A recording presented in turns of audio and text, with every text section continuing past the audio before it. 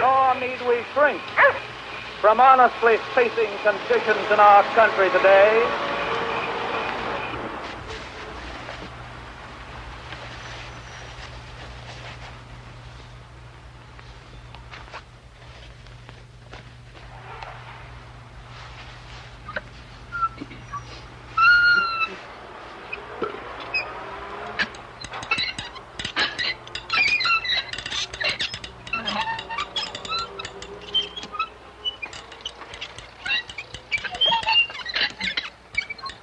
We found her in one of the downstairs rooms, her head propped up on a pillow, yellow and moldy with age and lack of sunlight. She fell ill and died, an indomitable and weary Southern woman of 74.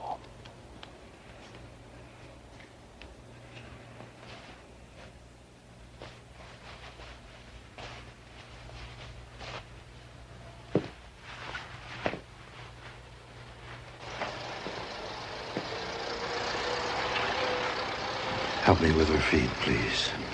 Miss Emily Grierson was a legend in our town. At his graced and fallen monument, who, people said, lived too much in the past with too many secrets. I need you to be real still now. Alive, we believed the Griersons held themselves a little too high for what they really were.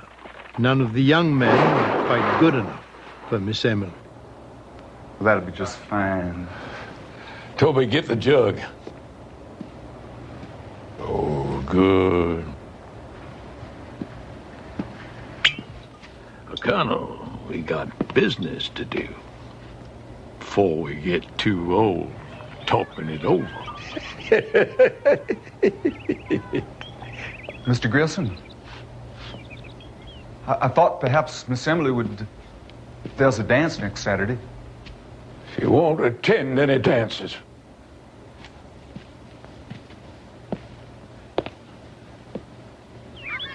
Rid up and stop right outside this house. And fire them, fire them. Forward! The Yankees put up their hands higher than their heads. It's dead, Daddy. Hellfire! Watch out, everyone! Watch out now! Make a signal. All right, Colonel, now come on. You put their hands as a secret like it was a big one. The Yankees. Emily, run. Hide the silver. Emily, hide the silver. The Yankees. They're coming. Oh, my Lord. Oh, Stop. Oh, my God. Oh, hide the silver. Folks who desolates the landscape. Come on back here. The Yankees. Stop. Lord, Come on back Lord, here. help my soul. Miss Emily, she'll feel more safe tomorrow. Emily, help me with my sister.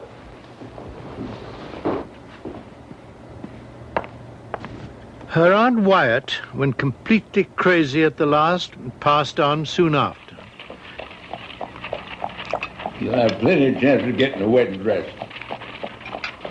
I don't want any more of your moves. Oh, really, was trouble enough. Only for you.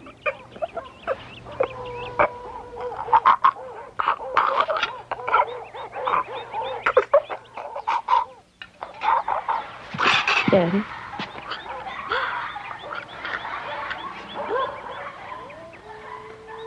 Daddy.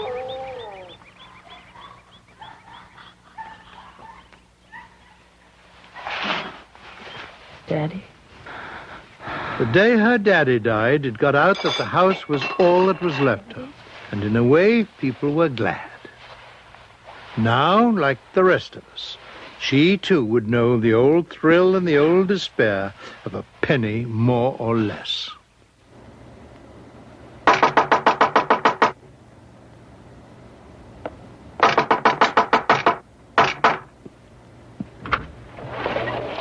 Emily, we are so sorry to hear about your poor daddy's death. My father's not dead. Well, what do you mean?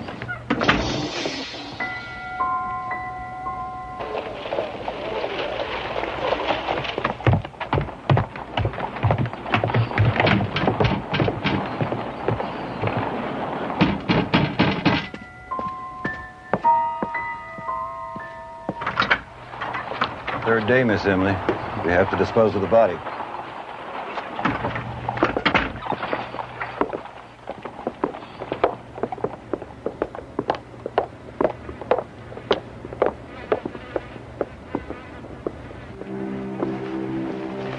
Even with insanity in the family, we did not say she was crazy then. Being left alone, and a pauper, too. And what with all the young men her father had driven away, we knew she would have to cling to that which robbed her, as people will.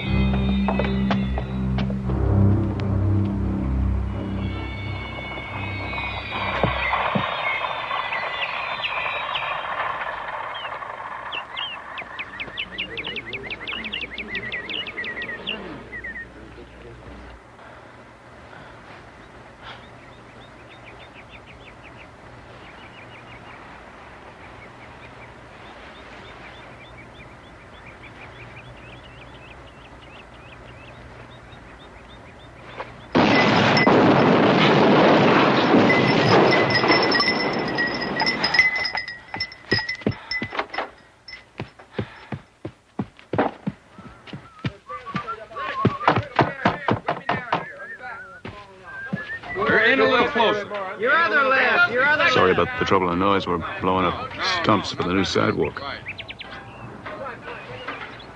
Looks like you're doing a little barbering.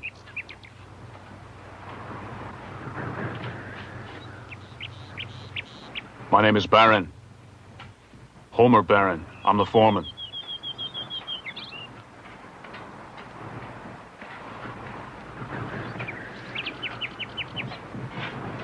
Grissom. Emily Grissom. I gotta get back. They get lazy without me.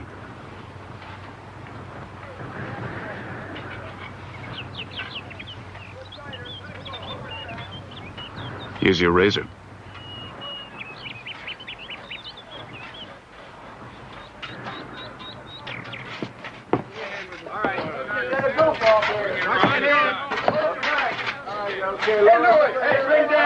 All right, come on now. Let's get working. Come on, get to work.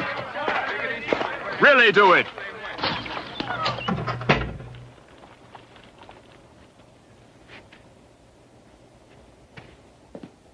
Miss Emily? He's the Yankee? The one they said was paving the street? Yes, Miss Emily. Oh.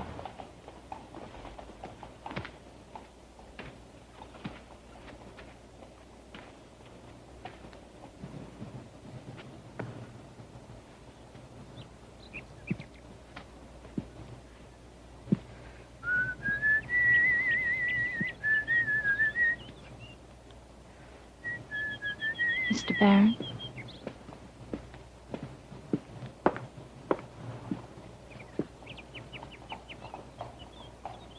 That's my father. He passed away just recently. Let's go. It's nice out.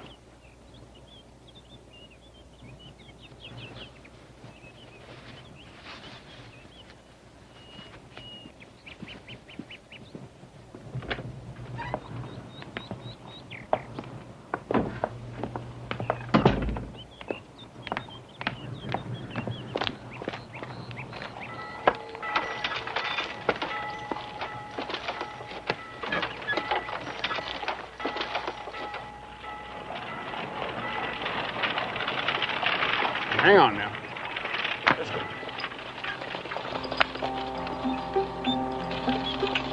Right away, people began whispering, as Miss Emily and the Yankees' imagined conduct was looked upon as if they were wild beasts with only a temporary resemblance to civilized human beings.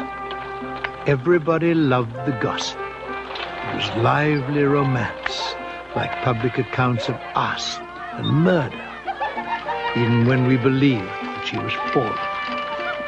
It was as though she demanded more than ever the recognition of her dignity as the last voice.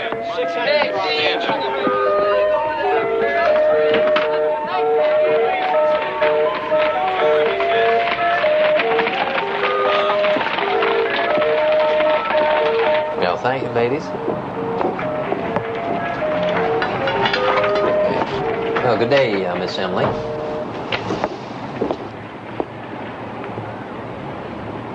I want some poison. Well, yes, Miss Emily. What kind? Now, for rats and such, I got something. I want the best you have. I don't care what kind. Well, strychnine and arsenic will kill anything up to an elephant, but what you need, I'm sure, is... Arsenic. Is that a good one? Is arsenic? Well, yes, but you don't need anything quite that strong. I want arsenic. Whatever you want. But, the law says that you've got to say what you're going to use it for.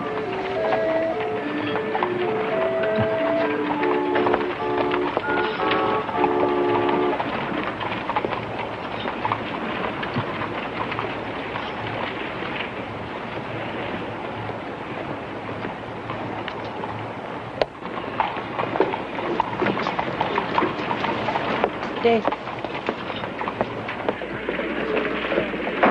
We learned that Miss Emily had ordered a man's toilet set in silver with his initials in each piece, and that she bought a complete outfit of man's clothing, including a nightshirt monogrammed with the initials HB in script.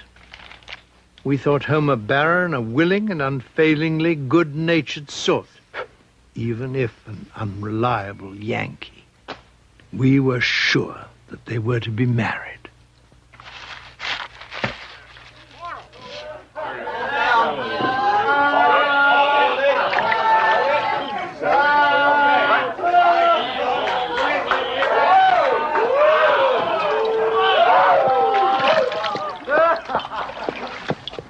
You ain't married yourself, are you? What's that? I said you ain't married yourself, are you? No, I ain't the marrying kind. Stop here and try that.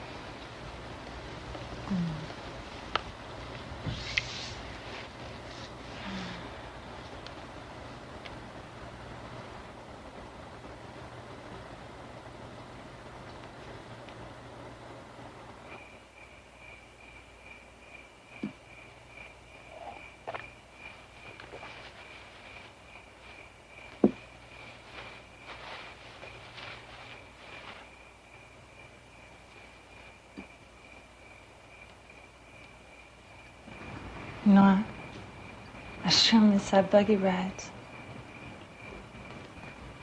If we had one of our own, well... Let's see if we can't get ourselves one. Huh?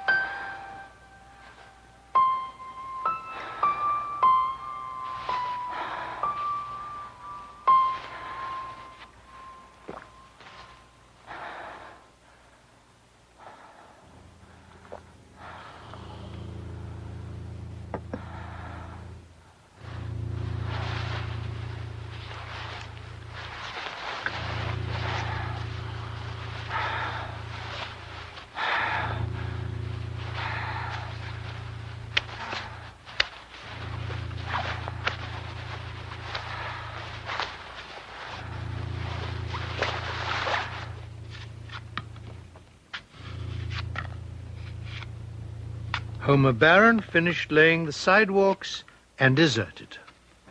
There was talk that she would kill herself, and some said it would be the best thing. Miss Emily had become a tragic focal point, now hopelessly and disastrously compromised.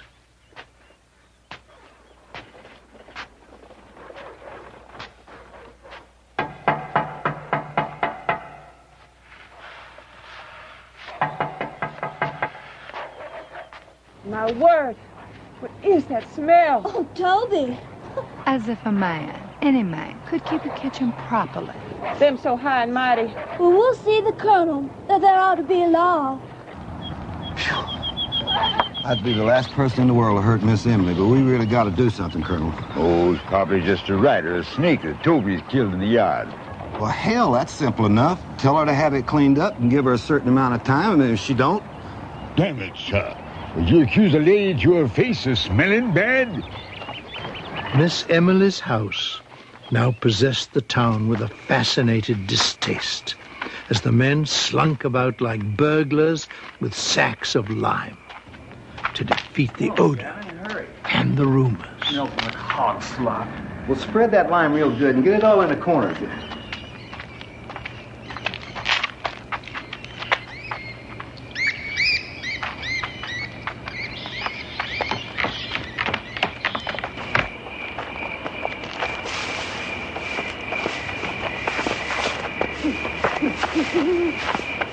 I've never seen so many rats. Come on, Gavin, we already got the outbuildings.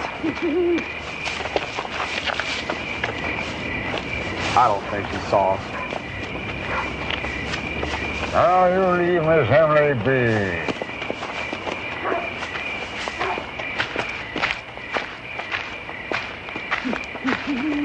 be. We were not surprised about the smell. It was just another link between the gross, teeming world and the high and mighty Griersons. After a week or two, the smell went away.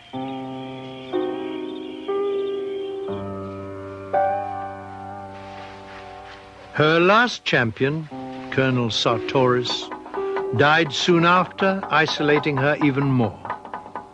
For a while, she gave china painting lessons to the daughters and granddaughters of the Colonel's contemporaries. But soon, even they ceased coming to her house.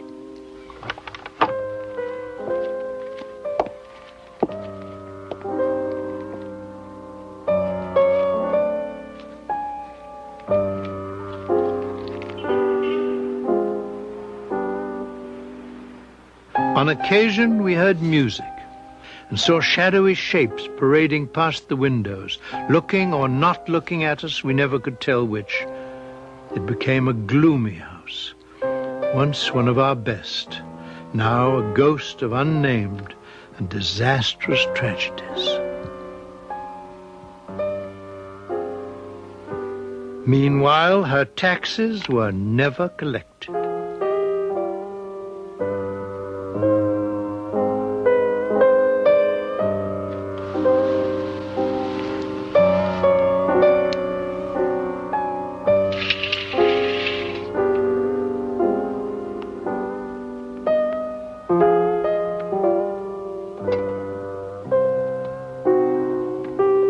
And so she passed from generation to generation, dear, inescapable, impervious, tranquil, and perverse.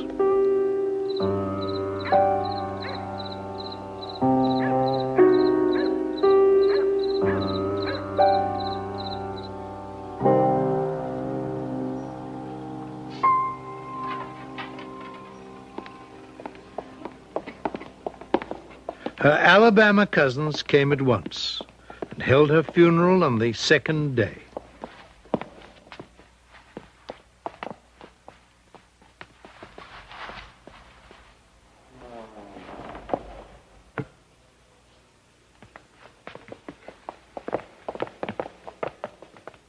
They buried her in the old city cemetery, even then abandoned, among the rows of both Union and Confederate dead who fell at the Battle of Jefferson. Miss Emily died genteelly, leaving an odor of old female flesh in the house, which faded from the rooms slowly, lingering in unexpected places, like black and savage stars in an unholy night.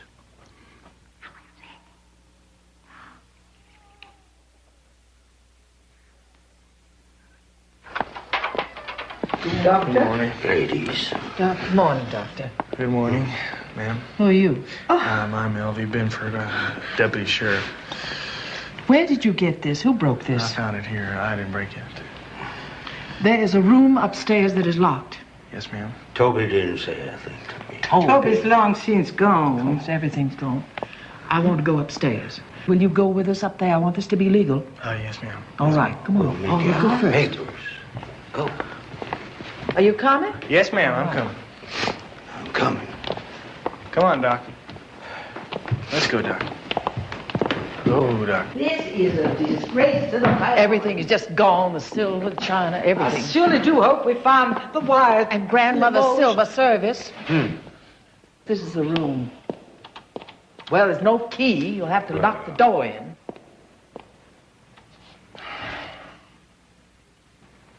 If you excuse me, ladies.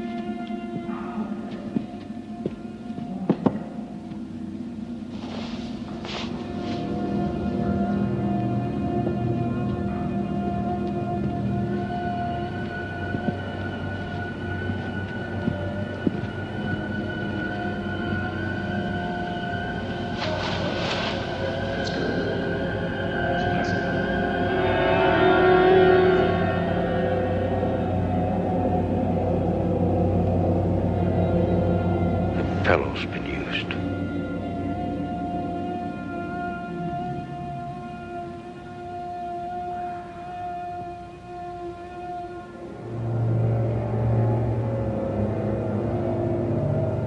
What is it?